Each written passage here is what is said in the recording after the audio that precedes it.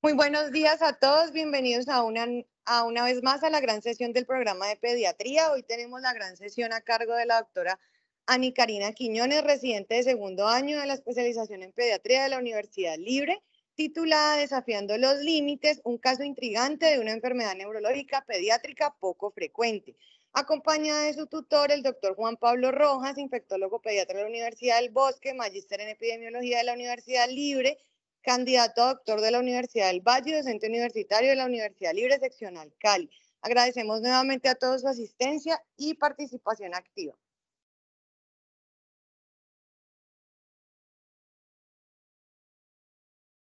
Buenos días para todos. Bueno, hoy vamos a hablar acerca de Desafiando los Límites, un caso intrigante de una enfermedad neurológica pediátrica poco frecuente. Bueno, exponiendo el caso clínico, tenemos una paciente pediátrica femenina de 5 años, natural de Sevilla, Valle del Cauca, procedente de Cali, ocupación estudiante.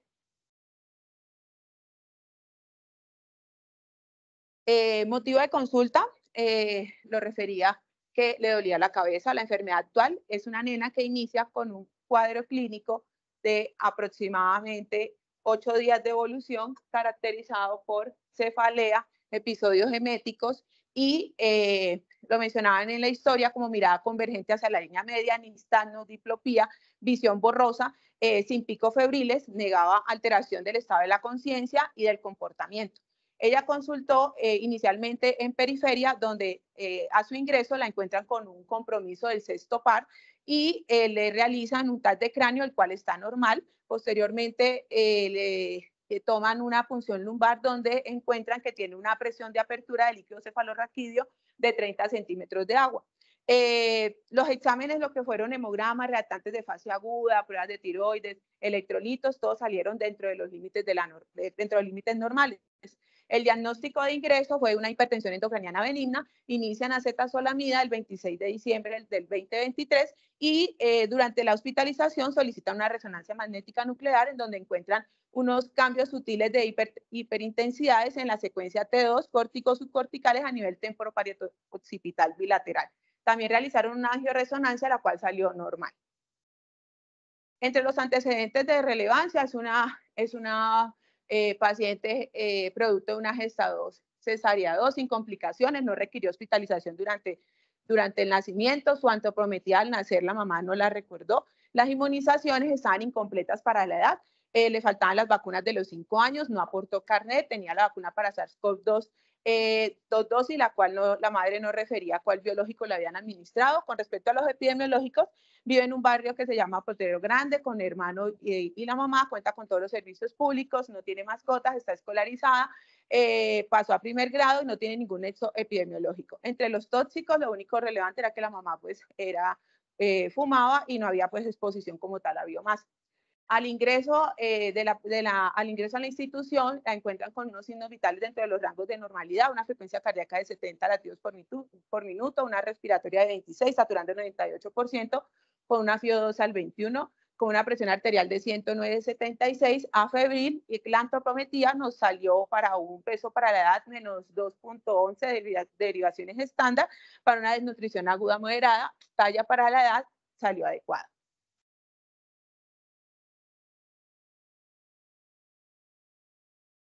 Con respecto a su examen físico general, la encontraron hidratada, la encontraron afebril y lo único positivo es que en el examen neurológico estaba somnolencia, tenía somnolencia intermitente, rigidez nucal, tenía pupilas de 3 a 4 milímetros de diámetro, estaban reactivas simétricamente, papiledema en el fondo de ojo y la encontraron con un compromiso del sexto par bilateral.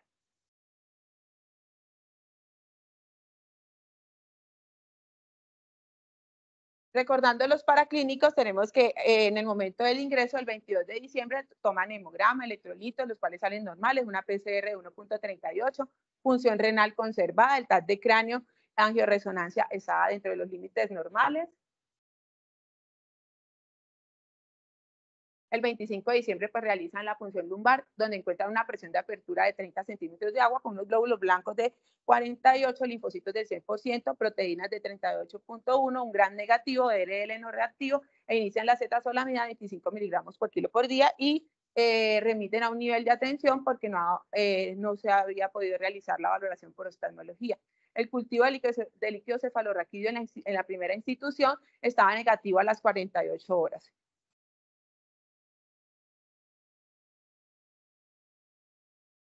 Esta es remitida a un nivel de atención mayor, en donde ingresa el 28 de diciembre, fue valorada por oftalmología, donde oftalmología reporta en la historia parálisis de sexto par con un fondo de ojo que evidencia una papiledema e hipertensión endocraniana. Allá realizan nuevamente una punción lumbar con una presión de apertura del líquido cefalorraquídeo de 53 centímetros de agua. Estaba con el líquido cefalorraquídeo con un aspecto transparente de color incoloro, con una glucosa de 44, proteínas de 38.1, LDH de 59, glóbulos rojos 0, glóbulos blancos de 48, polimorfonucleares de 5, mononucleares de 4 y realizan ajuste de acetazolamida. El 29 de diciembre solicitan todos los paraclínicos inmunológicos, los cuales salen negativos y no hay pues como tal compromiso de su parte inmunológica. Y para que ingresen por favor a este, no, ese no está, el lío.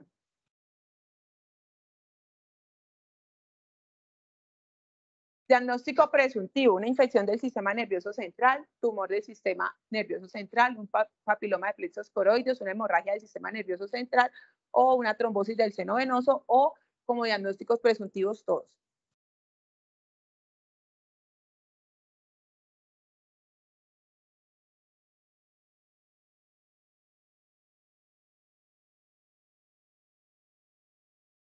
Ahí ya.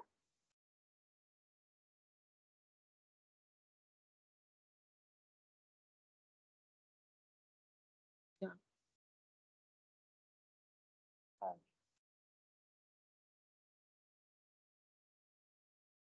¿No te permite? Perfecto.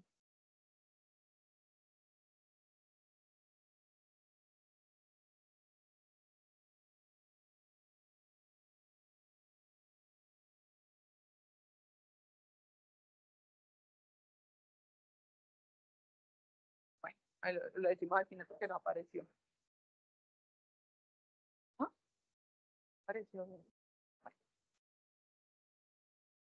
Con respecto, realizan paraclínicos de continuación como tal el 28 de diciembre, donde se realiza una microscopía de líquido cefalorraquídeo con una tinta china, donde se observan moderadas blastoconidias encapsuladas compatibles con criptococos especies, y el cultivo, pues se cultivó como tal el criptococos especie. El panel meningio nos arroja criptococos neoformans versus gatti, el gran leucocitos no se observan, bacterias tampoco, y el cultivo pues salió criptococos neoformans. La baciloscopia salió negativa. Con respecto a la tomografía, realizan tomografía que está normal, una resonancia magnética que evidencian eventos isquémicos microangiopáticos sobre los putámenes y también encontraron estas imágenes.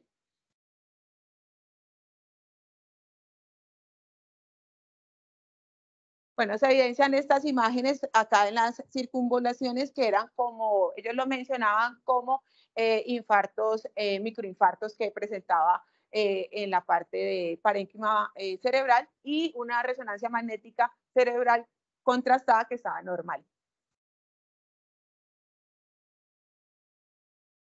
¿Cuál consideras el diagnóstico definitivo de este paciente? Pero es que no te sale. Ya no sé, te le pusiste. Apenas salió. Ya mostré la respuesta. ¿No está dejando? Ah.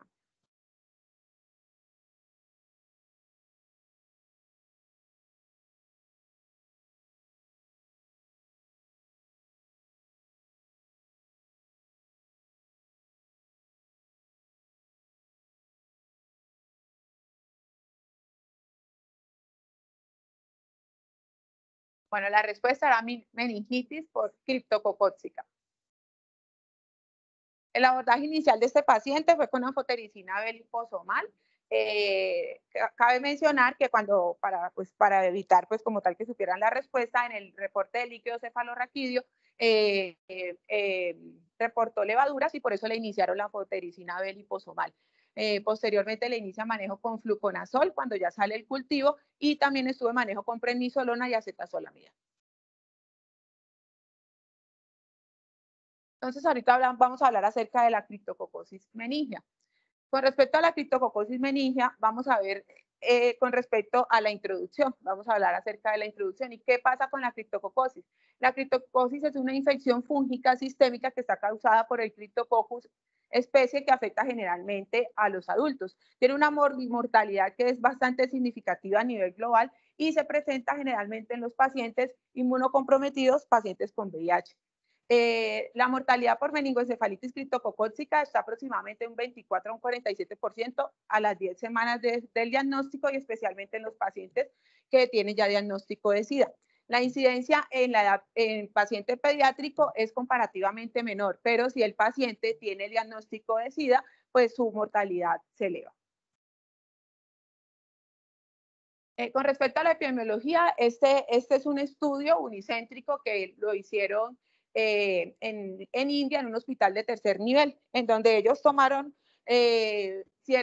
tomaron casos de pacientes pediátricos en donde encontraron, de acuerdo a las características demográficas, microbiológicas, encontraron que se presentaba por fuera de Asia y que generalmente los casos que se presentaban eran 866 casos, ¿sí? Con respecto, como podemos afuera de Asia, eran 866, en América del Norte eran aproximadamente 144 casos, con respecto a América del Sur, reportaron 86 casos, donde mencionaban que Brasil era el que más casos había reportado, 84 y uno en Argentina.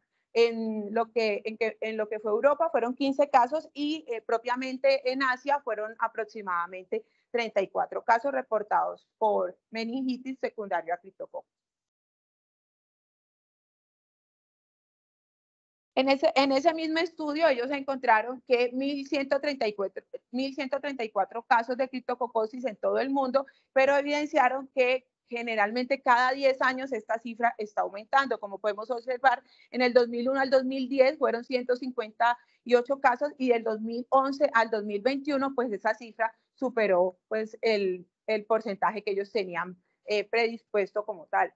La media entre los pacientes pediátricos que presentaban criptococosis meningia eran pacientes generalmente de 8 a 10 años y se presentaba con mayor frecuencia en África, especialmente en subsahariana, donde pues los casos de pacientes con VIH son mayores.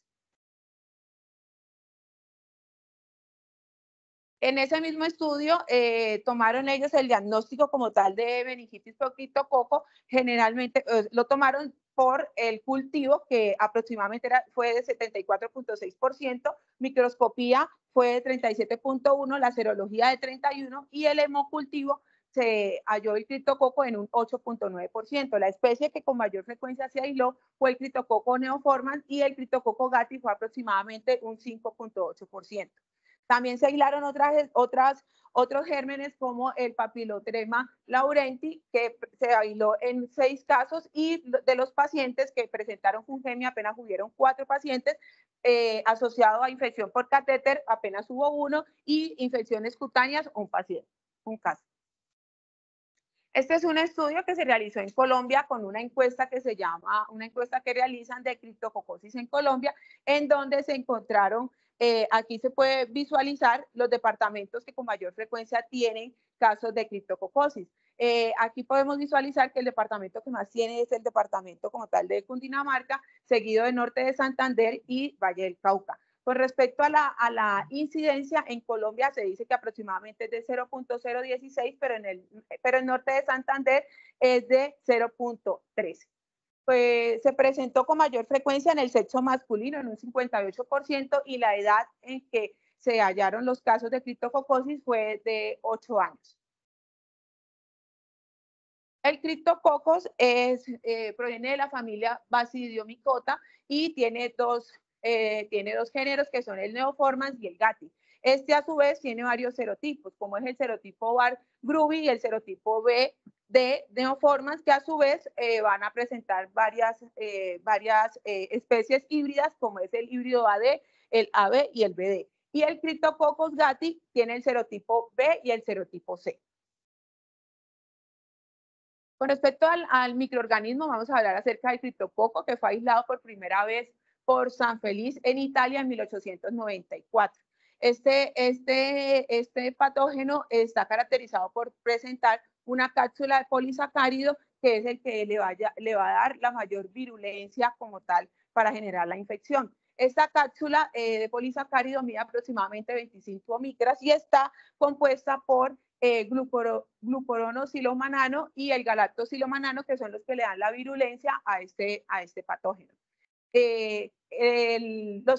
La forma que se presenta puede ser de forma, tiene una reproducción sexual y una reproducción asexual. Con respecto a la reproducción sexual, tenemos el estado telemórfico que va a tener dos formas, que es la Filobacidiela bar neoformans, que es el mismo criptococo neoformans, y la Filobacidiela basilospora, que es el criptococo gato. Con respecto a la fase anamorfa, que es la fase asexual, que es la que se presenta con mayor frecuencia en la microscopía, ahí vamos a visualizar que el criptococcus tiene una medida de aproximadamente de 4 a 6 micrómetros de diámetro. ¿Qué animal transmite este hongo? Cerdo, murciélago, aves o gato.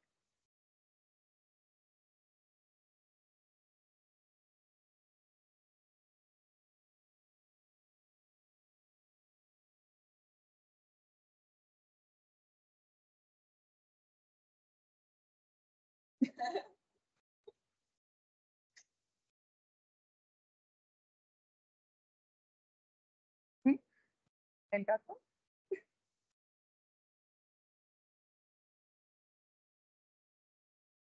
Ya.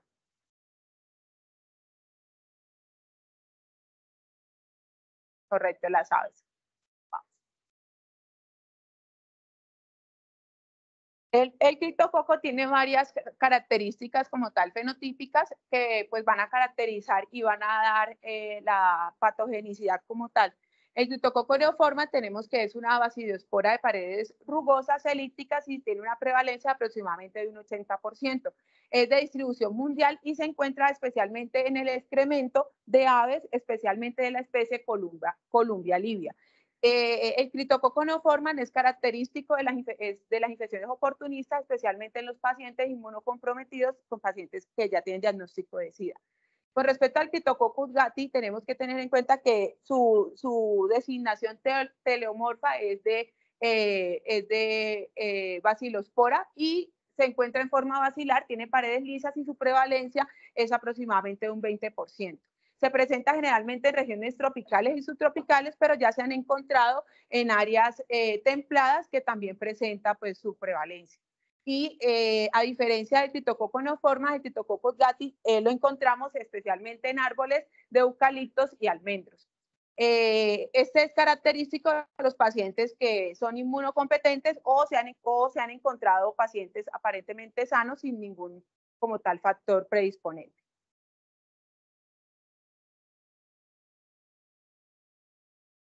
Esta es una imagen en la cual nos ilustra acerca del criptococcus, dónde lo podemos encontrar. Ya sabemos que el criptococcus neoformans bar grubi lo podemos encontrar en animales como Livia bubulcus ibis, el criptococcus neoformans bar neoformans, especialmente en aves o palomas, con mayor frecuencia en la Columbia livia, y el Cryptococcus gatti lo encontramos, pues como lo mencioné, en árboles, especialmente en eucaliptos, terminalia, ficus o atensis, y entre otros como están allí mencionados.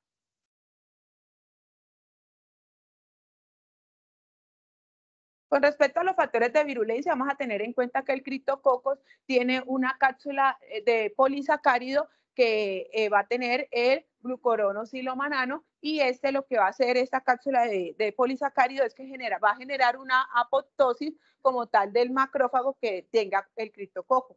Aparte de este factor de virulencia de esta cápsula de polisacárido, va a tener también la melanina, que es fundamental para que suprimir la respuesta celular de interleuquina 1 beta, factor de necrosis tumoral, e interleuquina 12. Otro factor de virulencia que también pertenece al criptococo es la lacasa, como la podemos ver aquí, y también la ureasa también, que va a generar una opsonización y va a evitar la liberación como tal de IgE, interleuquina A e interleuquina 13. Debemos de tener en cuenta que el criptococo también requiere una temperatura para su proliferación que debe ser de 37.8 grados, y aparte de eso tiene otras proteínas como la fosfolipasa 1 y la fosfolipasa transilasa que van a generar una mayor virulencia y que va a ser como un escape de todo el sistema inmunológico contra este. Con respecto a los factores de riesgo, pues en las literaturas en pediatría pues son escasas, pero los estudios en los que más se ha encontrado es que el factor de riesgo que mayor prevalencia hay es el paciente que tiene SIDA, y especialmente los pacientes que tienen un conteo de CD4 menor de 100 células. Otros pacientes que debemos de tener en cuenta como factor de riesgo son pacientes que tienen enfermedades autoinmunes, enfermedades como lupus eritematoso sistémico, diálisis peritoneal, pacientes que están en tratamiento con anticuerpos monoclonales, pacientes con linfopenias idiopáticas, con síndromes de hiper-IgM e IgE, también se ha encontrado en pacientes con diabetes, pacientes con hepatopatías o pacientes con enfermedades renales crónicas. Entonces, el espectro de pacientes con factores de riesgo que debemos de tener la sospecha para presentar una criptococosis meningia son varios. Con respecto a la patogenia, debemos de tener en cuenta que vamos a tener el excremento como tal de la paloma o del ave, ¿sí? en el suelo, y son inhalados. Aproximadamente estas miden menos de 3 micrómetros y son inhalados, y estos van a llegar lo que es a la parte pulmonar.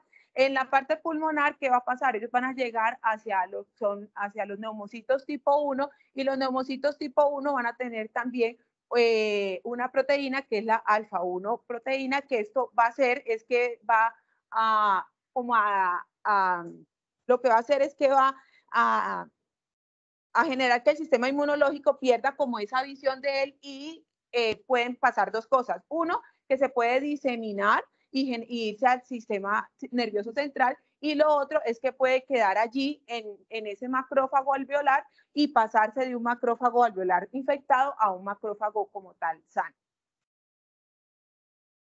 Con respecto a las presentaciones clínicas, debemos de tener en cuenta que se puede presentar la enfermedad del sistema nervioso central en la piel y en la parte ocular. Con respecto a la enfermedad del sistema nervioso central, pues tenemos la meningoencefalitis por criptococo. Con respecto a la piel, podemos encontrar que puede ser de manera primaria o secundaria. Con respecto a la primaria, vamos a tener en cuenta que son pacientes que generalmente han tenido traumas o laceraciones en la piel y han estado en contacto con el excremento de las palomas. Y con respecto a la secundaria, son pacientes que ya tienen la criptococosis como tal diseminada y se va a manifestar a nivel de la piel. Con respecto a la parte ocular, pues vamos a encontrar que generalmente se presenta cuando ya está diseminada, y podemos encontrar granulomas a nivel de los párpados y también lesiones como tal, como oftalmoplejía, como lesiones oculares como del sexto par, y que esto nos puede pues como tal llamar la atención para poder llegar al diagnóstico.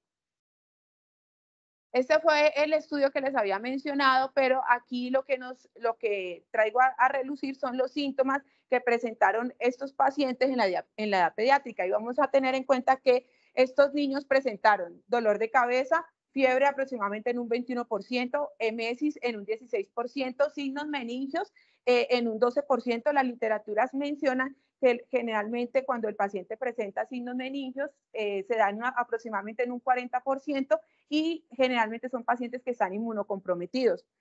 Alteraciones visuales, alteraciones visuales en un 9%, signos neurológicos e hidrocefalia en un menor porcentaje.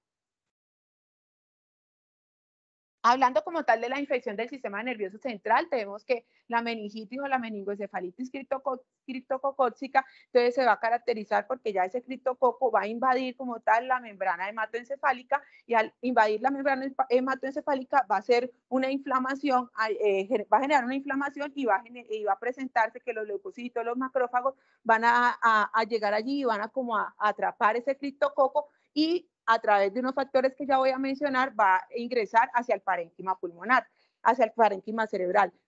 También se puede presentar criptococomas, y entre los criptococomas que se ven son unas lesiones granulomatosas a nivel del parénquima del parénquima cerebral, y también se puede presentar como unos pseudoquistes mucinosos, que es el criptococo que va a invadir lo que es el espacio subaracnoideo y va a generar como tal unos pseudoquistes mucinosos.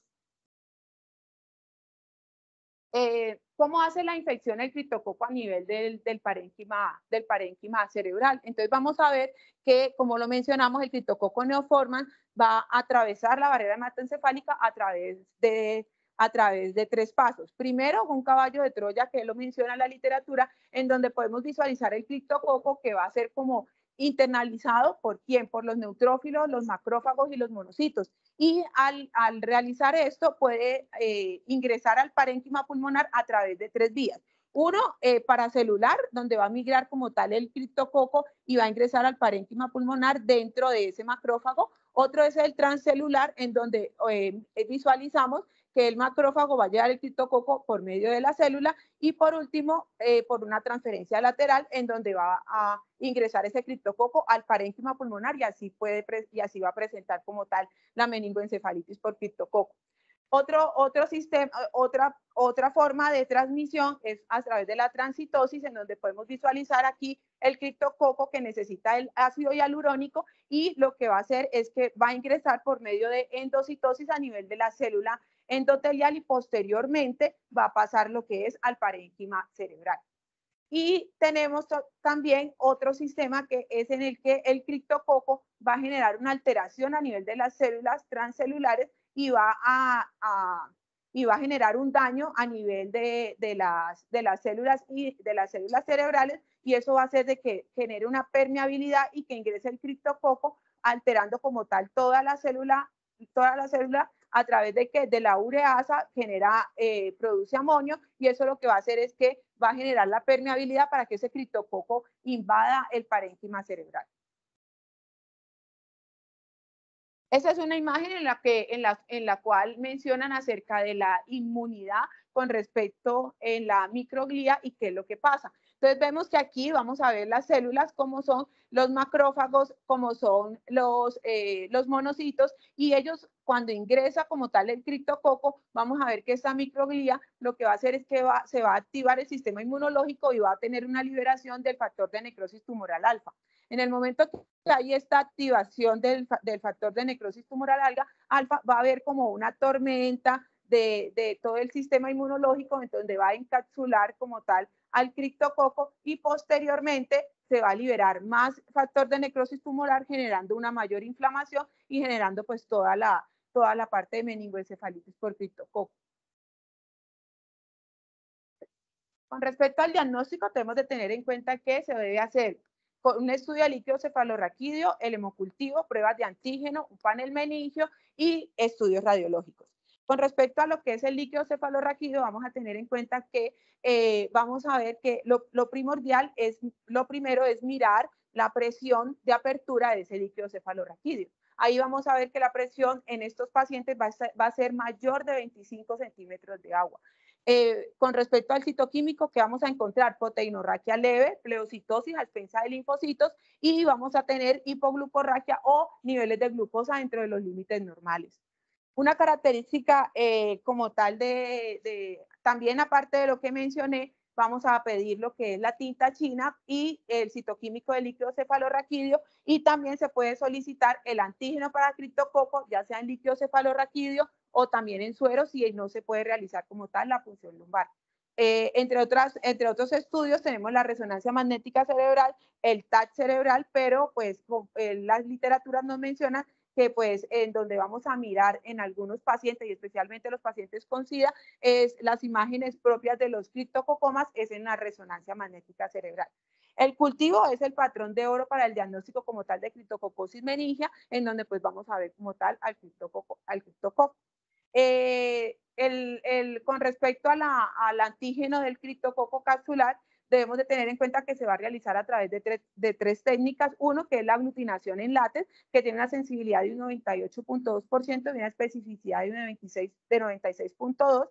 Se va también a realizar a través de un inmunoensayo enzimático, donde su sensibilidad es mayor de un 100% y una especificidad de un 98%, y el ensayo de flujo lateral, la sensibilidad del 94% y una especificidad de 100%. Debemos de tener en cuenta que este antígeno de criptococo, que el antígeno de criptococo, la OMS nos menciona que se debe hacer, ellos refieren a por aglutinación en látex y por ensayo de flujo lateral, porque son medios de estudio que son más económicos y son más rápidos con respecto al inmunoensayo enzimático, pues que en todas las instituciones no se presenta. Este es el cultivo en donde podemos visualizar aquí en este agar de guisota, donde vemos que este criptococo es productor de melanina. Como les había mencionado, la melanina es lo que le da la virulencia como tal a este patógeno. Aquí también tenemos las siembras de Cryptococcus neoformans de tipo mucoide blanquecino en un agar de Saboreau y formando pues son las colonias mucoides y cremosas como tal de criptococo. Esto generalmente pues se hace, pero para estudios como tal de investigación no se hace de manera rutinaria. Esta es una tinta china donde podemos ver el Cryptococcus neoformans y podemos visualizar cómo en la cápsula, aquí se puede visualizar la cápsula de polisacárido, y esta es una foto también donde se visualiza pues la cápsula de Cryptococcus neoformans. Estos son estudios imagenológicos en donde podemos visualizar las lesiones granulomatosas típicas del criptococo a nivel cerebral, como podemos visualizar aquí. Generalmente estas lesiones, como lo había mencionado anteriormente, se presentan en pacientes con SIDA o pacientes que son inmunocomprometidos, porque en los pacientes que se encuentran que son inmunocompetentes, generalmente los estudios imagenológicos salen dentro de los límites normales. Con respecto al resumen del enfoque diagnóstico de una meningitis criptococócica, debemos de tener en cuenta que el pilar aquí es hacer una prueba rápida de detención de antígeno, como lo mencioné, en líquido cefalorraquídeo, y si no se puede, realizarla a nivel en suero o en plasma, y también se puede realizar la tinta china de líquido cefalorraquídeo para que ya con este resultado iniciar como tal el antimicótico empírico y derivar directamente a un nivel de atención donde se le pueda realizar pues todo su parte investigativa de la criptococosis meningitis.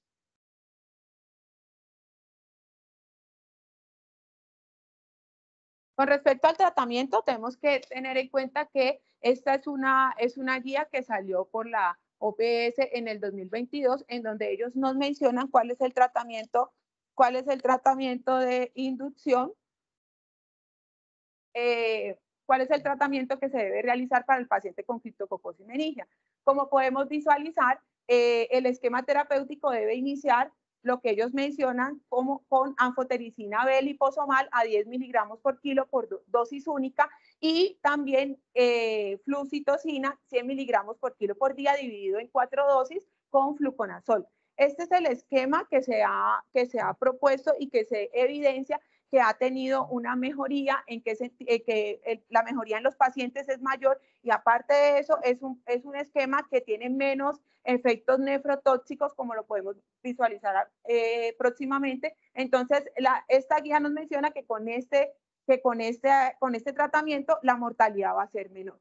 Otros esquemas de tratamiento de inducción para una criptococosis meningia son la anfotericina B. Si no está disponible, entonces ellos mencionan que nosotros debemos de iniciar el desoxicolato de anfotericina a dosis de 1 miligramo por kilo por día, más la flucitocina a 100 miligramos por kilo por día, 4 dosis al día, y seguido de 7 días de fluconazol. Generalmente el fluconazol, la dosis es de 12 miligramos por kilo por día, máximo en la edad pediátrica hasta 800 miligramos. Debemos de tener en cuenta que este es otro esquema que generalmente se hace cuando no tenemos disposición de la anfotericina B liposomal, en donde vamos a poder ver que la mayoría pues, de las instituciones a veces no se encuentra. Otra recomendación que ellos mencionan es acerca de utilizar anfotericina B si está disponible, 14 días de fluconazol. Si ninguna de las dos anfotericinas está disponible, se debe utilizar fluconazol a la misma dosis, 12 miligramos por kilo por día, flucitocina a 100 miligramos por kilo por día dividida en 4 dosis. Y por último, si tampoco tenemos la flucitocina, entonces ellos mencionan que debemos utilizar 14 días de anfotericina B liposomal a dosis de 3 a 4 miligramos por kilo por día, fluconazol 1.200 miligramos por kilo por día en adultos, en la edad pediátrica 12 miligramos por kilo por día y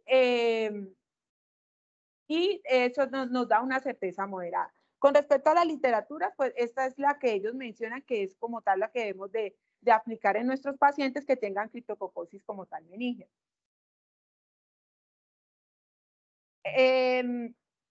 Con respecto, después de que nosotros hacemos el tratamiento de inducción, sigue el tratamiento de consolidación. ¿Y qué recomiendan ellos? El tratamiento de consolidación se debe realizar con fluconazol a dosis de 6 a 12 miligramos por kilo por día y máximo 800 miligramos por kilo durante 8 semanas después de la fase de inducción.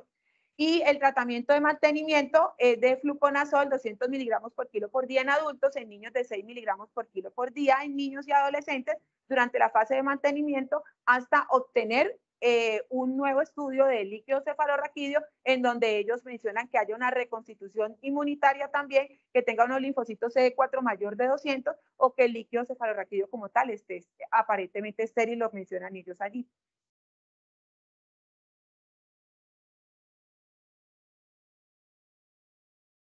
Cuando nosotros lo encasillamos como una criptococosis, ellos lo mencionaban como una criptococosis leve, tenemos que iniciar fluconazol 400 miligramos al día de 6 a 12 semanas.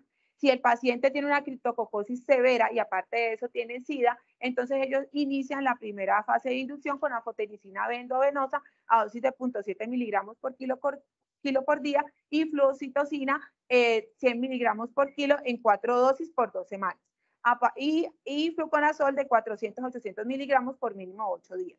Si ese paciente tiene un diagnóstico de SIDA y tiene un compromiso del sistema nervioso central, la fase de inducción se debe hacer por 4 semanas y se debe sustituir por anfotericina B en las últimas 2 semanas. Cuando en nuestro país no se encuentra con la 5-fluoxitocina, nosotros debemos de usar anfotericina B a dosis de 0.7 miligramos por kilo por día más fluconazol 800 miligramos por kilo por día vía oral por 2 semanas en la fase de inducción. Y la fase de mantenimiento, utilizar fluconazol 800 miligramos por kilo por día.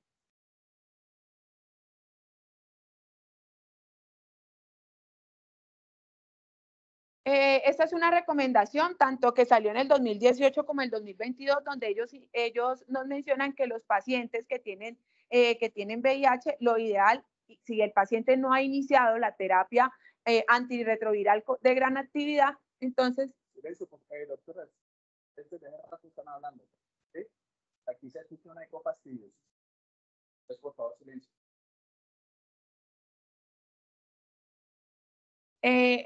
La recomendación es que no se debe utilizar la terapia antirretroviral. ¿Por qué? Porque se ha asociado con una mayor mortalidad. Por eso ese paciente, si tiene VIH y no ha iniciado la terapia antirretroviral, nosotros iniciamos con el manejo antifúngico y 4 a 6 semanas después iniciamos con la terapia antirretroviral.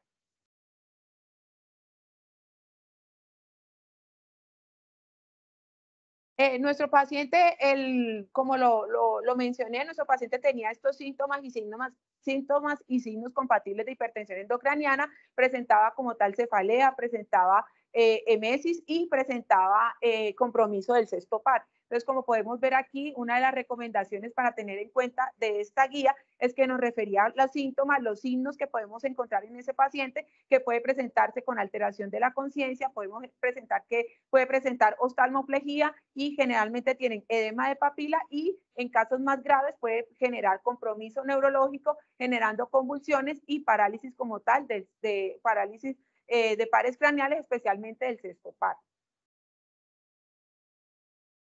Este es un algoritmo que menciona en la guía con respecto a si nosotros hacemos una punción lumbar y encontramos una presión de apertura mayor de 25 centímetros de agua. Entonces, ¿qué debemos de tener en cuenta? Si a ese paciente le hacemos un estudio, ese paciente tiene hidrocefalia, debemos de hacer un CHUM ventrículo peritoneal y debemos de valorar nuevamente la presión de apertura del líquido cefalorraquídeo. Si está normal más de 2 días consecutivos, debemos de mantener el tratamiento antifúngico que ya mencioné y debemos de realizar una PL, generalmente ellos mencionaban la literatura, generalmente a las 72 horas. Si esa PL está normal, debemos de continuar con el tratamiento. Si nosotros hacemos esa PL y esa presión de apertura está mayor de 25 centímetros de agua, pero ese paciente no tiene hidrocefalia, entonces nosotros debemos de hacer una PL diaria por 7 días, que sería también terapéutica. Generalmente, si esa presión de apertura del líquido cefalorraquídeo persiste alta, ese paciente es un candidato para hacer una derivación tipo un shunt lumbar peritoneal. Con respecto al uso de corticosteroides sistémicos, la guía menciona que no están indicados, no hay estudios como tal específicos en la parte de pediatría, pero pues la guía es muy clara en decir que no recomiendan el tratamiento junto con esteroides durante la fase de inducción, ¿ya? Porque ellos hicieron un estudio y evidenciaron que eran más los efectos adversos que tenían estos pacientes al iniciarle el esteroide que como tal disminuir como tal la mortalidad. El inicio de tratamiento como antirretroviral, como se los había mencionado, se debe iniciar generalmente de 4 a 6 semanas después de iniciar el tratamiento antifúngico. Entonces, teniendo este tratamiento antifúngico, debemos de tener en cuenta que estos medicamentos nos pueden generar un potasio sérico bajo, o sea, una hipopotasemia, y las guías mencionan que si el potasio está en menos de 3.3, debemos de iniciar reposición. Función renal, que debemos de solicitarla generalmente 2 veces por semana por el uso de estos antifúngicos, y generalmente resuelve esta injuria renal con la hidratación. Y también solicitar un hemograma porque estos medicamentos nos pueden generar como tal anemia, especialmente la fluocitocina, que generalmente puede generar alteraciones a nivel de la línea celular.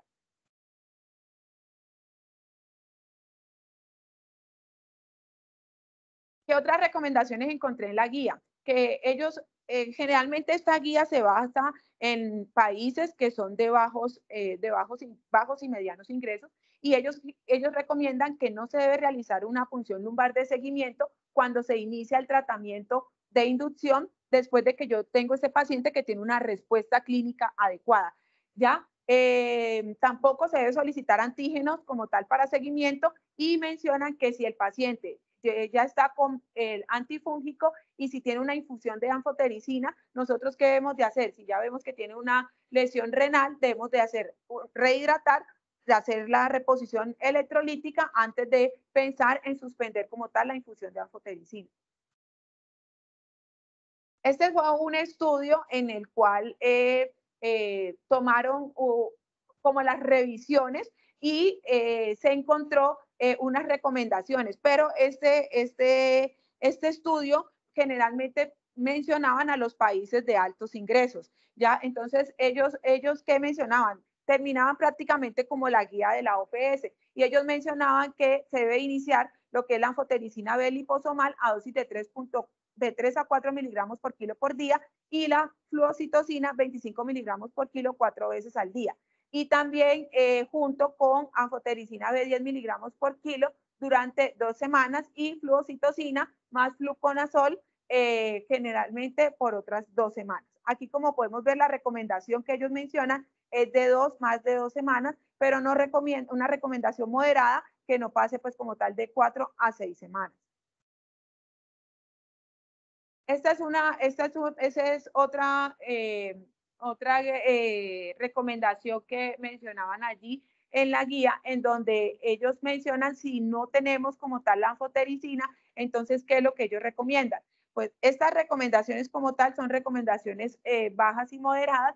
Entonces, la que ellos recomiendan es utilizar la anfotericina lisosomal de 3 a 4 miligramos por kilo por día, fluocitocina de 25 miligramos por kilo por día, 4 veces al día por 2 semanas. Y también, si no encontramos, entonces utilizar 10 miligramos de anfotericina B liposomal por 14 días, más flucitocina, y también fluconazol 1200 miligramos al día. Ellos mencionaban que todos los estudios como tal eran en pacientes adultos, y que todavía pues había que hacer mayor investigación con respecto a los pacientes en edad pediátrica. Con respecto a las conclusiones, debemos de tener en cuenta que debemos de sospechar infecciones oportunistas como las producidas por el criptococo neoformas novelgati, especialmente en los pacientes que tienen que son inmunocomprometidos o que tienen enfermedades de base, como lo acabé de mencionar, como factores de riesgo. Debemos de tener en cuenta que las infecciones por meningoencefalitis por criptococo tienen una mala evolución, tienen una alta mortalidad y por eso se requiere de un manejo oportuno para evitar como tal las complicaciones, que entre ellas está la hipertensión endocraniana. El tratamiento pues es un desafío, es muy complejo y pues lo ideal que mencionan las guías es que debemos de estar adheridos a ellas para poder disminuir la mortalidad en estos pacientes, especialmente en la edad pediátrica. En América Latina generalmente no se cuenta con, en algunas instituciones con 5-fluoxitocina, por lo cual se utiliza pues el tratamiento alternativo con fluconazol, como lo había mencionado. Y también el manejo de pacientes con criptococosis se establece que en caso de no contar con fluoxitocina, entonces utilizamos el fluconazol 800 miligramos al día durante 2 semanas en la fase de inducción.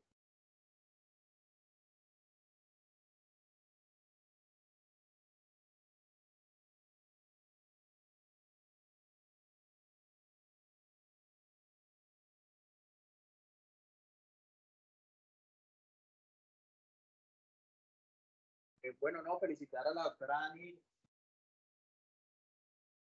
es bastante completa de la literatura. Este fue un caso que el Valle se le dio egreso, mejoró significativamente desde la fase de inducción y se mandó ya para la casa con ingreso seguro para la continuidad.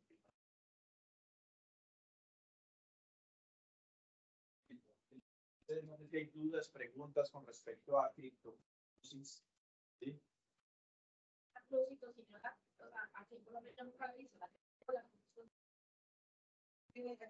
sea, ellos iniciaron el manejo y hicieron como un trámite administrativo y no consiguieron la posición. No sé con qué, sí, o sea, no sé si en todas las instituciones aquí la hay, pero Es difícil de conseguir. Hubo también un reporte de caso que tuvimos en el Club Nobel, que lo hicimos con uno de los residentes en ese momento, con Jorge, que ahorita es hematólogo. Describimos el caso de una criptococosis meningia en un paciente con cirrosis. Lastimosamente, ese paciente falleció en la unidad de cuidados intensivos, pero lo recuperamos y bueno, ahí nos dejó pues mucho para seguir aprendiendo, pensar en patologías infecciosas de origen micótico, porque si vemos las infecciones del sistema nervioso central, los principales son virus, ¿sí? Enterovirus, herpes 1, herpes 2, herpes 6, parecovirus, son los principales de los agentes virales del sistema nervioso central. De los agentes bacterianos, el prococo neumonía, meningococo, los influenza son los tres principales. Y ahí tenemos que bajar a los parásitos, ¿sí? Amebas de vía libre, los que se van para la Amazonas, a la Orinoquía, etcétera, consumen estas amebas de vía libre. A la vía libre migra muy fácilmente al sistema nervioso central. También para tener presente dentro de los diagnósticos diferenciales todas las estructuras fúngicas. Esto criptococosis neoformans o la variedad Gatti son una de las diagnósticos diferenciales. Y mire que lo particular de esta paciente es que se manifestó fue con hipertensión endocraniana. ¿Sí? Entonces, incluso la dio primero neurología, poco, y ya luego nos interconsultaron a nosotros y ahí fue cuando hicimos las diversas diagnósticos. ¿Qué más dudas o preguntas tienen? ¿Alguien que está conectado tiene? El doctor. ¿Algo más? No, para que cuando hubo la única encuesta que hemos tenido de 15 años, entre el año 97, yo era residente, por eso me acuerdo mucho, y el año 2005. En eso esa encuesta se realizó en toda Colombia, y no sé si Dani la mencionó al principio, ¿sí? Y de ahí que podemos concluir, porque me parece que estamos en Colombia, ¿cierto? Entonces lo que podemos concluir, porque en 2005 para acá con la terapia HART se disminuyó muchísimo la presencia de criptococcus, no se abole como todo en la vida y por eso tenemos estos casos, pero antes era mucho más frecuente. Nos exponíamos a ver Y incluso la tinta china, uno siempre preguntaba, ¿y cómo salió la tinta china? ¿Y cómo salió la tinta china? Porque era, digamos, un poco más frecuente, aunque en niños no se presentaba. Acuérdense esa casuística, pero esa no es, o sí es, la de la doctora Ángela Restrepo. Es un estudio de 15 años. Sí, Lizarazo, Jairo Lizarazo, el de abajo. Sí, esa es. Entonces en esa, lo importante es que hubo como 1000 casos en esos 15 años. Se supone que no tenemos más incidencia todavía, pues en la actualidad, por lo de la terapia HAR, porque esto pues marca el VIH en un 78%, más o menos 80%, y el niño en menos, en un 50%. Porque me comentaba el doctor Juan Pablo cuando veníamos que a la niña le investigaron todo y no le encontraron un factor de riesgo. No preciso bien, ¿fue Neoformas o fue Gatti?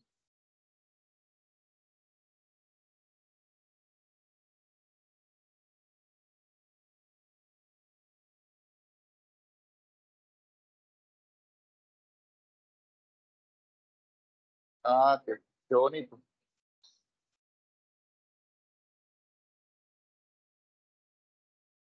Claro, normalmente, sí, normalmente, sí, a veces es difícil, pero digamos, por las características de la niña, inmunocompetente y todo eso, uno tiende como a que es más la variedad de Gatti, ¿cierto? Eh, pero el 90% o más son neoformans. El Gatti es el menor. Eh, no, les quería decir eso, les quería decir que, ojo, que sí, el 95% de las infecciones son esto, lo que nos presentaron hoy, pero hay un 5% de las infecciones, yo me acuerdo muy bien una niña que era solamente ganglios por todas partes, ¿no? Que toxoplasmosis, que citomegalovirus, que la Epstein-Barr, lo común que siempre buscan, que la tuberculosis y todo eso, pero obviamente en la biopsia ya vimos que era un criptococo y resulta que ese antígeno capsular se puede tomar también en sangre, entonces lo hubiéramos podido detectar si lo hubiéramos tomado en sangre, pero ¿quién va a pensar que eso pues era eso?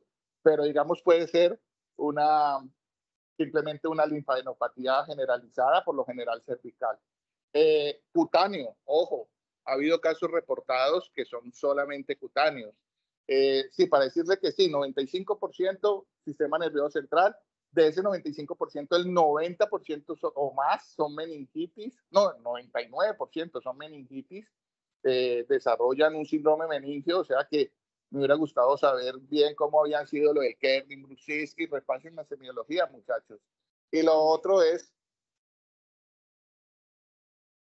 por eso, ¿y cómo se evalúa la rigidez de nuca en un niño, doctora? ¿Cómo es su nombre? Luisa, ¿cómo se evalúa la rigidez de nuca en un niño?